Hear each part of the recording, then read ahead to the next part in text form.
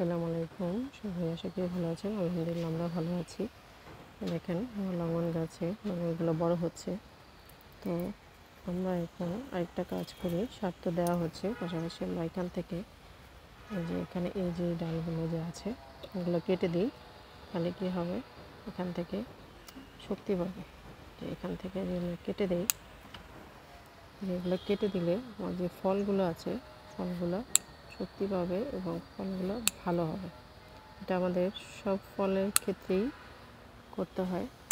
যেমন আপনার আম গাছেও দেখবেন, আম যখন হয়ে যায়, আম পড়ে যাওয়ার পরে আপনি আমের যে মাথার মধ্যে এরকম থাকে ওগুলো কেটে দিবেন বা ভেঙে দেবেন।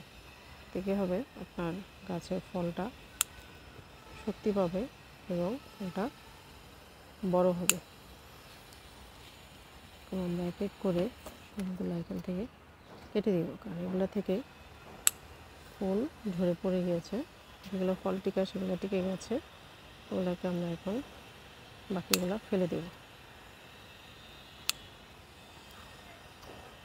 জাপান বা কোরিয়াতে দেখবেন ওরা সবসময় গাছের এগুলো জিনিস কেটে দেয়, তারপরে হচ্ছে আপনার পাতা ফেলে দেয়, কারণ আপনার এক্সট্রা জিনিসগুলো, আপনার যে ফলগুলো থাকে ওগুলোকে শক্তি নষ্ট করে দেয়।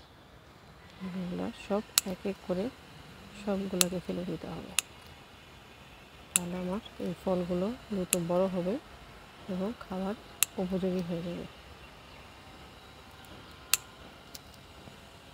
অনেক হয়েছে, এগুলো অনেক হয়েছিল, প্রচুর পরিমাণে হয়েছিল, বাট সব টিকে নেই, হয়ে গিয়েছে কিছু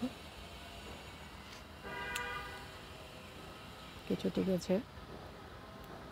যেগুলো টিকেছে ওগুলোকে আরও পরিপক্ক বড় করার জন্য আমরা এইভাবে সবগুলা কেটে দেব।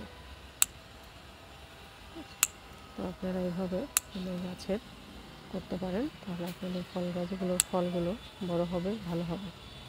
এরকম করে আমরা এগুলো সব এক করে কেটে দেব।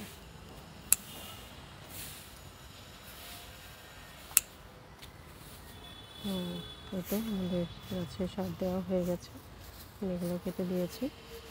তো সবাই সুস্থ থাকবেন, ভালো থাকবেন। নেক্সট কোনো ভিডিও নিয়ে ইনশাল্লাহ আবার দেখা হবে।